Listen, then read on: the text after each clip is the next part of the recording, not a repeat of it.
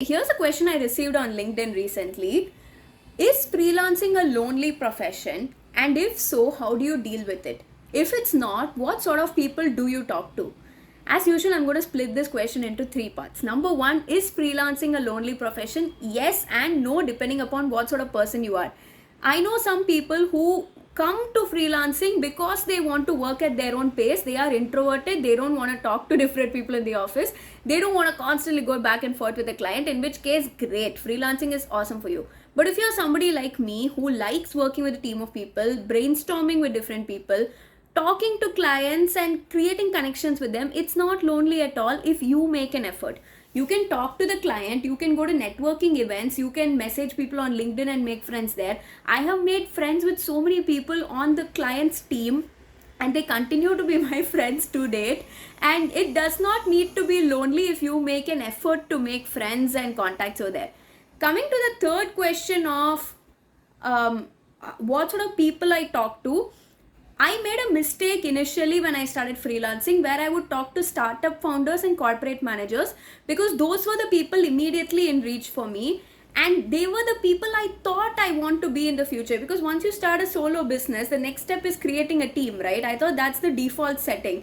And I was talking to these people who don't know what it's like being an independent worker, who have not been in my shoes, who don't know what it's like, and looking at their goals and the advice they were giving me and the way they were running their teams and businesses, I was completely led down the wrong path. I was creating goals and a vision for something that I'm not even interested in, and I was getting advice from people who have no idea what I'm going through right now. So I thought I am doing something wrong because they made it sound so easy, or the problems I was facing were not even problems for them because their trajectory was totally different. Get what I'm saying?